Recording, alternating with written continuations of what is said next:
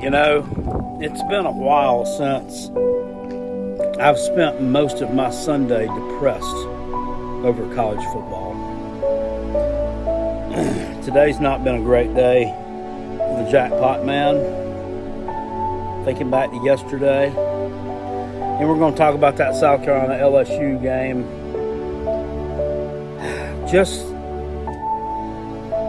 so many squandered opportunities yesterday. So many points left on the table. I mean, I don't even know where to begin to start with this one, guys. South Carolina was the better team on the field yesterday. Bar none, 110%. You can sit there and tell me this, tell me that, tell me the other. South Carolina was better than LSU. Offensively, defensively, and on special teams yesterday. South Carolina came out of the damn gate up 17-0 before you hardly even knew what was going on. And then, for some reason, it's as if this team just doesn't, this has been back to last year too. In fact, it's happened a lot under Shane Beamer. These teams just don't have the composure to do the things necessary and to not do the things necessary to win these big games. See the game against Florida last year. Now, I know, Florida, I mean, that was a big game for us. In the realm of all things, it was not a big game. Florida was terrible. They were not a ranked team. LSU was a ranked team. LSU not terrible, but it felt the same in the same sense that you just let the ball game just slip away from you. I'm not one to blame officiating for losses either, and y'all know that about me. I've said that a lot on this channel that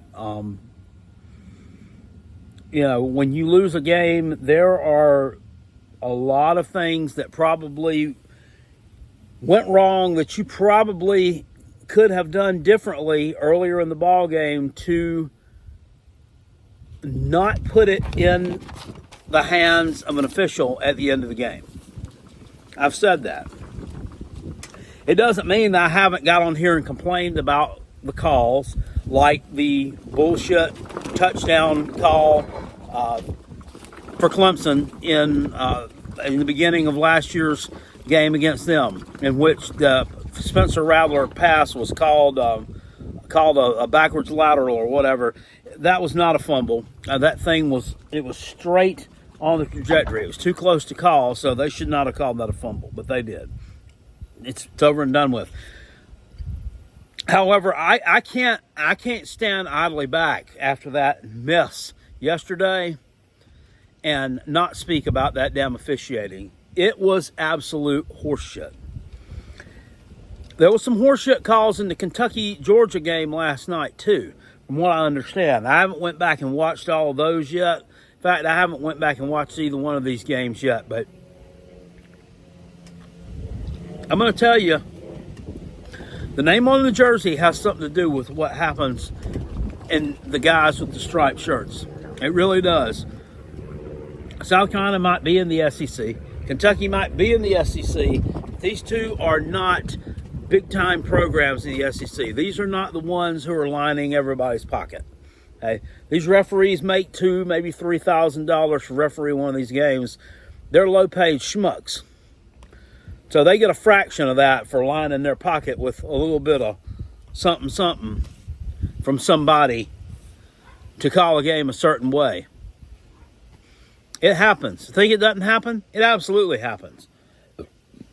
The roughing the passer penalty was very ticky-tack. It was, I could see why that call might have been made, because Kyle Kennard's hand was up in his shoulder pad area. However, he grabbed him right here. He grabbed him here.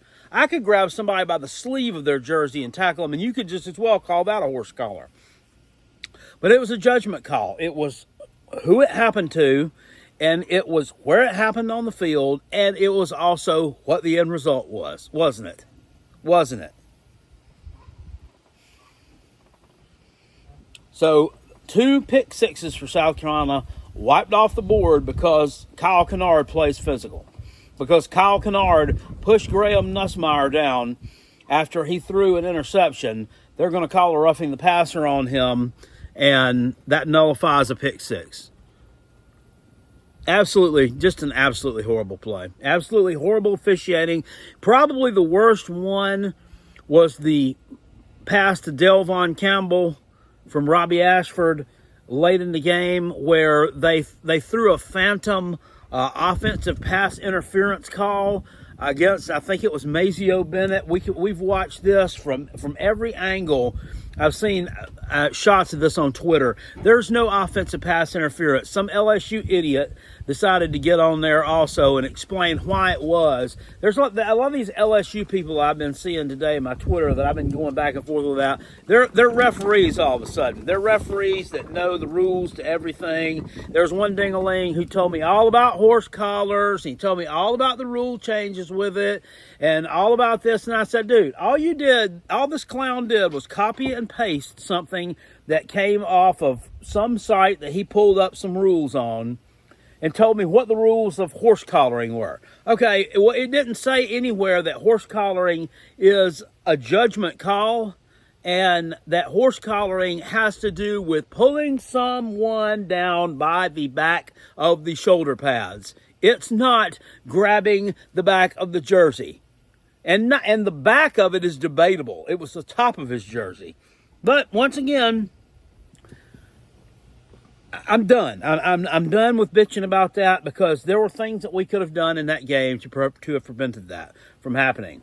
Just pulling up the stats on it. Let's go on ahead and pull the stats up on it. And look, because I'm telling you, they're not exactly great. They're not the worst I've seen, but they're not exactly great. You were up 17 points in a game. You did something. You did something to give up those 17 points, right? South Carolina lets a no-name running back yesterday by the name of Caden Durham. Durham, who's a true freshman, goes out, 8.9 yards per rush, 2 touchdowns, 11 carries for 98 yards. Pitiful. Pitiful. Caleb Jackson, 7 carries for 27 yards, 4 yards a carry. You know, not as bad there. Josh Williams, this is the one who scored the touchdown to win the thing. 2 yards a carry. I mean, held him pretty much in check. Garrett Nussmeier sacked twice yesterday. Dylan Stewart, not even. He's on the. He made the stat sheet for recovering a fumble. He didn't do much of anything else in terms of getting a whole lot of pressure here. It doesn't look like. We got 2 sacks yesterday. Kyle Kennard, sack and a half. 2.5 tackles for loss, played his ass off. Bam Martin Scott, half a sack. So 2 sacks yesterday. And 6 tackles for loss. LSU had 9 tackles for loss. And they had 5 sacks yesterday. 5 fucking sacks. South Carolina also put the ball on the ground yesterday. They put it on the ground 4 times. You lost 2 of those, one by Robbie Ashford, one by Sellers. Both the ones the quarterbacks dropped were deep in our territory. That didn't have anything to do with the refs, guys. That didn't have anything to do with the refs.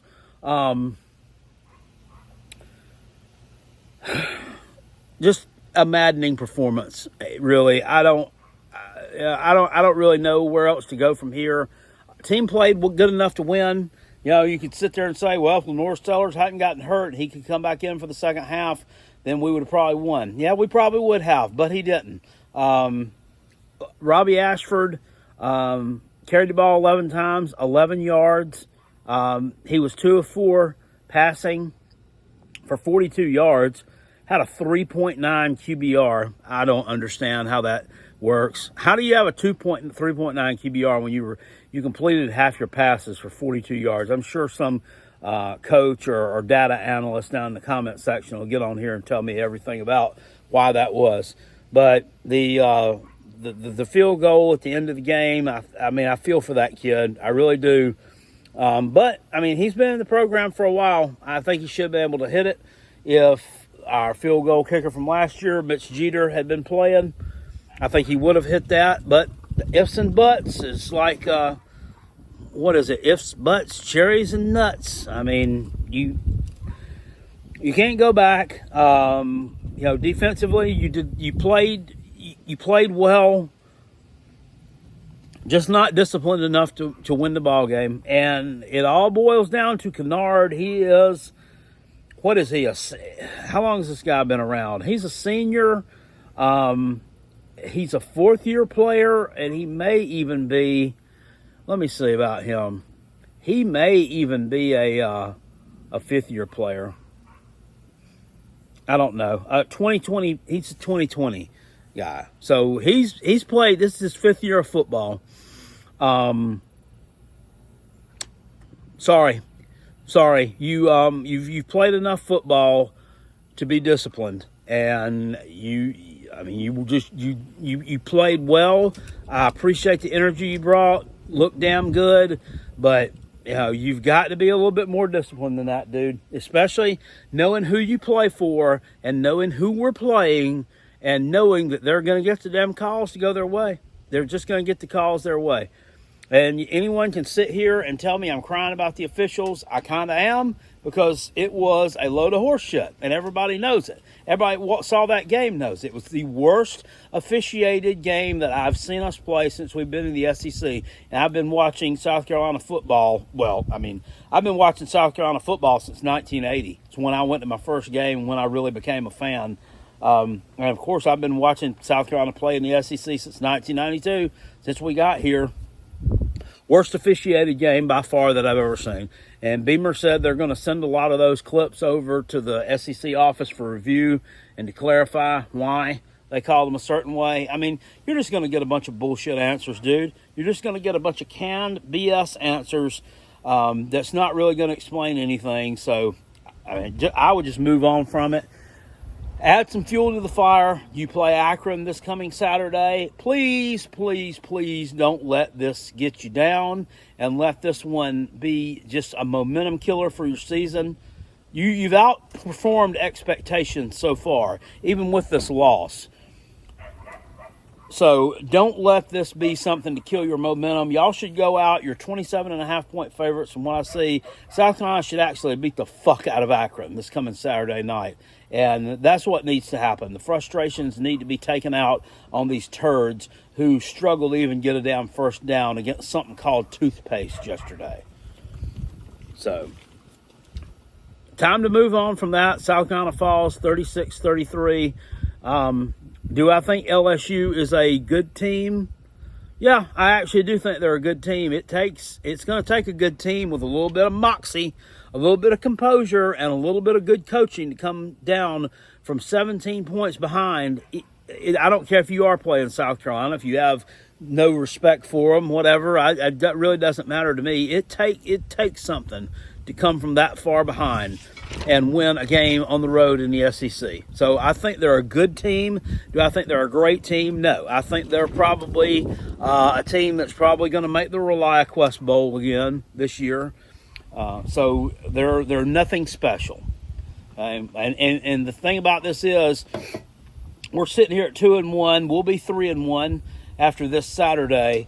You have an off week, and then you've got a huge matchup looming with Ole Miss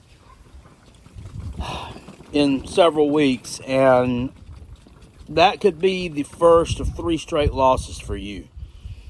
And then you've got Texas A&M at home, who, they outperformed expectations to me yesterday. Looked better than what I thought they would, and that's with a backup quarterback. So let's see here. Let's kind of, I'm going to just kind of go through a little bit of these games on this docket yesterday.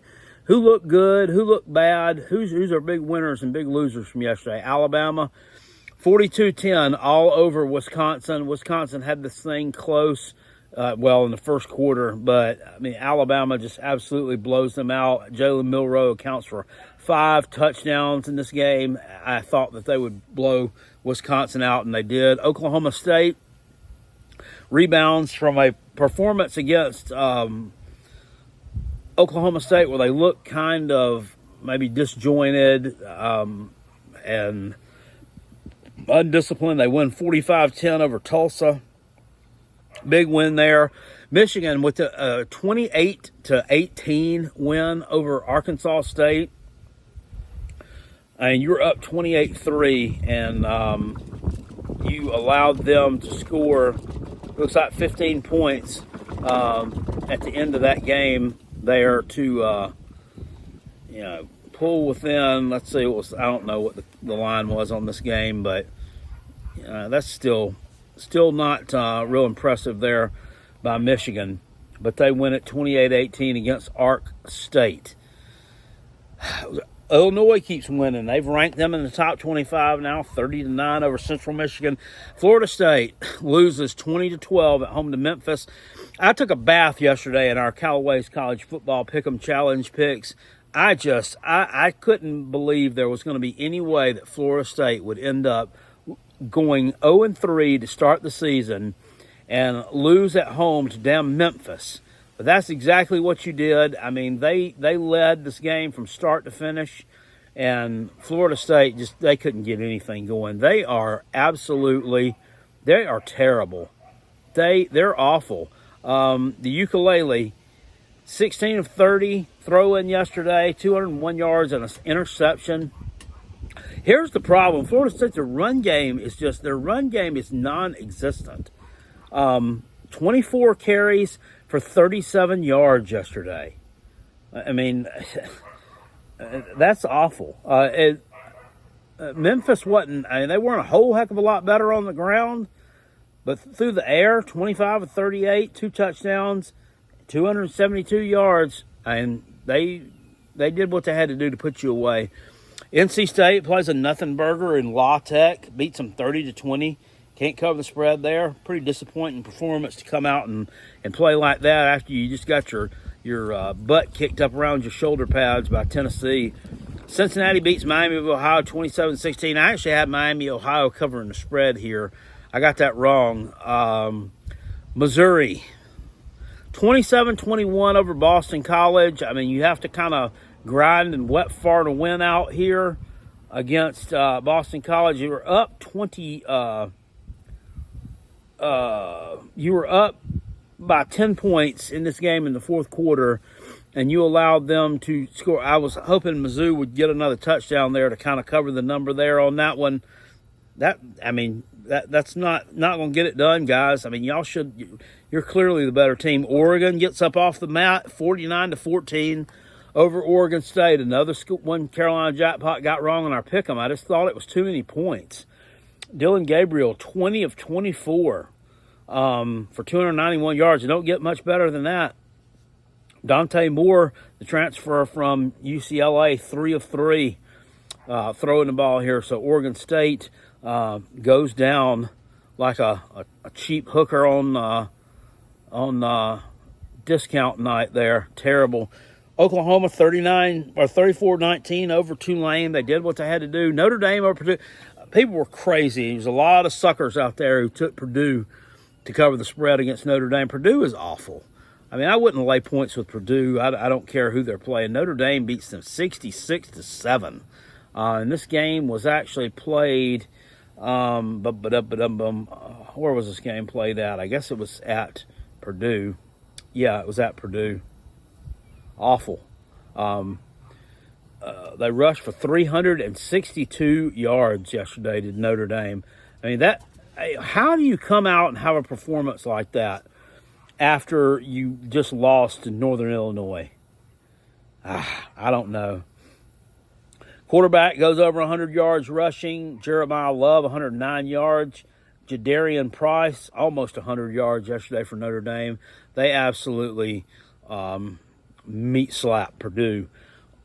Texas A&M 33-20 over Florida. Florida is they are circling the drain.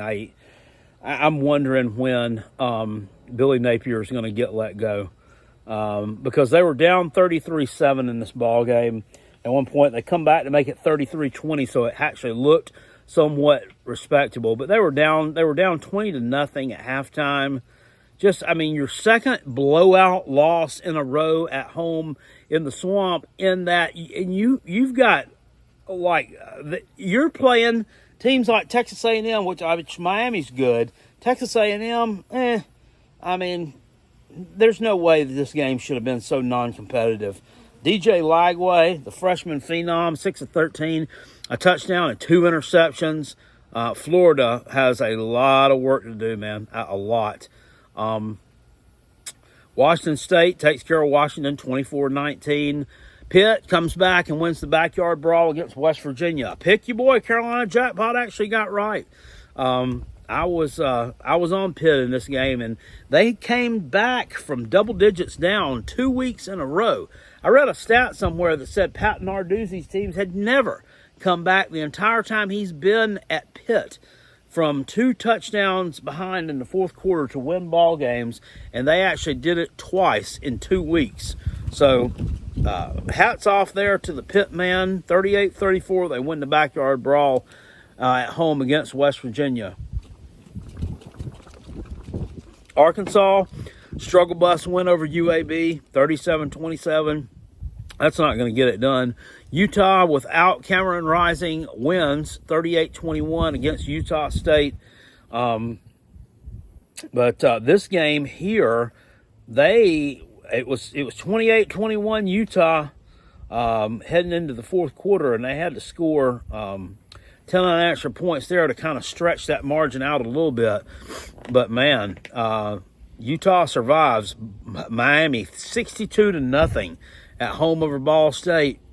They're for real, guys. I don't know whether I say I hate to admit it, because I don't really like dislike Miami for any reason, but I mean, definitely like it better. Florida State, can you imagine what a mismatch this game's going to be when these two teams play? What a mismatch. Cam Ward, 346 yards, 5 touchdowns yesterday. Goodness gracious. 26-21, it looks like Duke survives over UConn. UConn was up at the end of the third quarter. Just a nasty-looking game that was. Virginia Tech looks like they're getting off the mat. They beat Old Dominion 37-17. Oh, look at that, Coots! They showed y'all how to beat up on Old Dominion there. 40-6. Ole Miss takes care of Wake Forest, just blows them out. Especially in the second half, our boy Antwain looked like he had a one-handed grab for a touchdown there. Congratulations, Antwain. Nice to see that foot's not bothering you anymore, bruh. Texas 56-7 over UTSA. Had Arch Manning in here playing in this game. Throws 5 touchdown passes. UTSA not very good though. Quinn Ewers looks like he was injured in this game. So, yeah, I don't know what we do there. Vanderbilt falls 36-32 against Georgia State in a game that Georgia State led most of the way. Vanderbilt came back and took the lead late in that game. And then they give up a touchdown with less than a minute to go, and it kind of puts a momentary end to the do-wop feel-good season for the old Commodores there. 36-32, Georgia State wins that one in Atlanta in front of 14,000 people. My goodness. But yeah, Ted Hurst, 25-yard pass to the quarterback. Christian Velo. I don't know who any of these people are. 15 seconds left in the ball game when that happened. My God. Ooh, you got to hate that. What else here? Not like Georgia. 13-12 over Kentucky. I saw our buddy Uncle Lou uploaded a video on that one. I watched a lot of his live stream last night, which I like Uncle Lou. And I really, I don't like to laugh at his team losing or anything, but when Georgia's struggling, that motherfucker is extremely entertaining. And he did not disappoint last night. It was an obscenity-laced tirade directed at his Georgia Bulldogs. I went back and actually changed my pick on this game late. I just had a feeling that Kentucky is I don't think they're as bad as they looked against the Gamecocks, which they proved that they're not. And I also thought about Georgia, and they have a bye week coming up, and then they're playing at Bama. And I just thought that might play into this a little bit. Plus, UK's covered the last 4 times these two have met in Lexington. So, to me, it just only made sense that Kentucky would get up off the mat and find a way to cover this game. I didn't think it would be this low scoring, and I certainly didn't think that it would be this close. But Kentucky survives 13-12 against Kentucky in an almost baseball-like score. Nebraska just keeps on rolling. 34-3 over Northern Iowa. Are they the most improved team in college football this year? They may be. They may be. Auburn 45-19 over New Mexico. Looks like 14 points in the fourth quarter. At halftime, this thing was 17-13 Auburn. You know, I mean, I don't know what it is with a lot of these teams are just having problems just jumping all over these nothing burgers early in the game. It just shows me they're not focused and they're not coming out ready to play and take care of business. You know, you have to wait until you've actually worn this shitty team down before you can get a couple of scores to make the thing look like it's respectable. Yeah, 45-19 though, Auburn over New Mexico. I mean, I guess that's a good win, whatever. Mississippi State, got to be the worst team in the SEC. Feel bad for them. We got Papa B, who's been a long-time subscriber over here on the channel, is a big Mississippi State fan. I know there's another one, Sven Krusenberg or something. I'm probably saying your last name wrong. I apologize for that. He's a Mississippi State guy. Oh, Lord. Not only did they lose, and I picked Toledo to cover the number in this game. I knew that it was too high based on the way Mississippi State had gotten dominated for 2.5 quarters last week by Arizona, and then Arizona State, and then made a little attempt to come back. Long trip, they come back. You know, they're probably deflated. They're playing a MAC team. You don't think they're any good. They came and just slapped the holy hell out of Mississippi State. 41-17 was the final score here in this one. At one point, this thing was 35-3. Toledo on top in the third quarter. Their quarterback, Tucker Gleason, 23 of 28, 3 touchdowns and no picks. Blake Shapen, the Mississippi State quarterback, actually not terrible numbers, 28 of 39, 319 yards passed. He did throw an interception.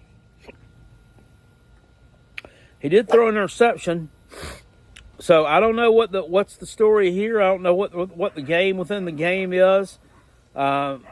Mississippi State must have been awful. Inside the red zone. Looks like they fumbled too. So Toledo just smacks Mississippi State around at home. Doesn't matter. They didn't care about any cowbells, whatever. They said our rocket is much bigger than your cowbell. Indiana 42-13 on the road against UCLA. This is a team, I watched them last week, and they were at home. They were playing Western Illinois, which was a terrible team. They beat them like 84-3. But that coach is very intense. That Signetti feller that came from James Madison, brought a bunch of transfers with him. He's the real deal. This guy, anybody'd be lucky to have him for a coach. They go on the road against UCLA. They absolutely just dismantle the homestanding Bruins there. They were up, 28-13 in this game, and then scored a couple of more touchdowns late to kind of pull away. Curtis Rourke is the quarterback for Indiana. He actually transferred from Ohio. 25 of 33, 307 yards, 4 tutties. UCLA just nothing good going on there. That coach, I know, was under a lot of scrutiny early on. He made some kind of silly comments at their media days. He just looks lost. Colorado 28-9 over Colorado State. I mean, kind of a good bounce back win here for the Buffs, I guess. A lot of people were on Colorado State in this game, me included. And, if we actually took things and looked at it, Colorado State just absolutely got dominated and destroyed by Texas in week 1. And I wasn't thinking a lot about that. I thought, it's Texas. A lot of people are going to get destroyed by Texas. But Colorado State's not a good team. Colorado with a 28-9 victory there. Looks like Shedeur Sanders was 36 of 49 for 310 yards, 4 touchdowns. Colorado State threw 2 interceptions. It's not good at all. So the Buffs go 2-1 now. And they're on to take on Baylor next week, I believe it is. TCU loses at home to UCF 35-34, the Knights. I got this pick right, thank goodness. It's one of the teams that I had picked to win. Score a touchdown with 36 seconds left. Kobe Hudson hauls in a pass from KJ Jefferson, and they win 35-34 on the road. Big time win there for UCF. Jefferson 13 of 22 passes, 230 yards. RJ Harvey, the running back, 29 carries, 180 yards, 2 touchdowns. I don't know if y'all have watched this guy play, but he is him. He really is. I like that guy. It's really exciting to watch. Tennessee 71-0 over Kent State. You know, I mean, why is it? Josh Heupel loves to run it up against these awful teams, doesn't he? Yeah. Nico, the numbers here Nico's numbers really not that impressive. 10 of 16. And I'm not shitting on Nico, but they really weren't. 10 of 16 for 173 yards, which is, well, that's 17 yards of completion, so that's not too bad. That's pretty good. Deshaun Bishop, it looks like, 120 yards, and Dylan Sampson with 101 on the ground. Peyton Lewis, might as well say he had 100, he had 99. That's 3 players at 100 yards or more. That's the story right there. Tennessee's run game just kind of controls things there. Kent State's a horrible team, though. That's probably the worst team in FBS, so... Yeah, I don't know really what you're going to glean from that. I mean, they're going into this Oklahoma game this week, and they're like a 3. They were showing a 3.5 point underdog opening up against Oklahoma. And let me see if that's still what we got here for the Tennessee-Oklahoma matchup. This thing doesn't have the lines out yet. ESPN, I don't know. Anyway, they're not a significant favorite if they are favored against Oklahoma. As far as me right now, I'd probably take them against Oklahoma. So far, I mean, because even though Tennessee has only blown out just absolute shitburger teams, they actually have looked better to me than Oklahoma. Maryland 27-13 over Virginia on the road there. I don't really know what happened to Virginia. Those guys have been covering spreads and winning outright as underdogs a lot. And, the magic was kind of gone last night against Maryland as my favorite coach, Mike Locksley. I call him my favorite coach because he's not my favorite coach. I don't like him, and I don't like his team.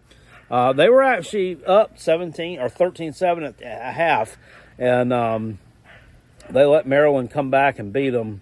Maryland shuts Virginia out, actually, in the second half of this game. I don't like Mike Locksley. He's been battling South Carolina and Shane Beamer on the recruiting trail, and he won a battle this year.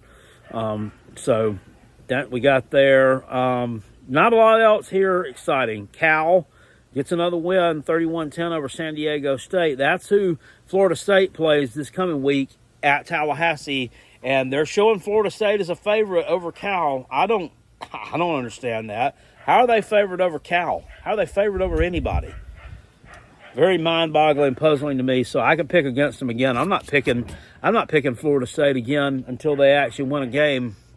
That's pretty much how that works out. But that's around the horn with college football. We've got some big matchups coming up this week. We'll announce tonight on our live show which ones we have in our contest. But there's some matchups on Friday night. You got an Illinois-Nebraska game. That's going to be a good one. You see Stanford playing their first ACC game. They're going to take on Syracuse on Friday night. Yeah, I know. I mean, that's not a great matchup. But, I mean, it's still something. Saturday, the noon games, we got Clemson taking on NC State in Death Valley, Florida goes to Mississippi State. That's going to be a game between two shitty teams. Kansas and West Virginia should be interesting there. That's also a noon game. Virginia goes on the road to Coastal Carolina. 3-0 Coastal Carolina. I'll see how that plays out. USC at Michigan at 3:30. That'll be a good one. Miami, Ohio at Notre Dame. Can Notre Dame beat a MAC school? I think they can. Georgia Tech at Louisville. That's a ranked matchup for Louisville.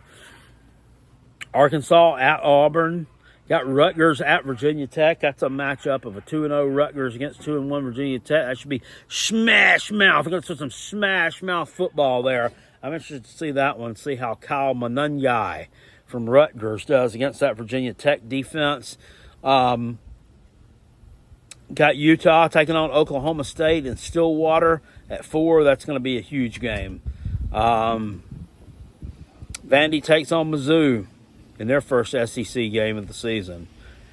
Got Northwestern going to Washington. Weird game there. 7 o'clock primetime game. Cal at Florida State.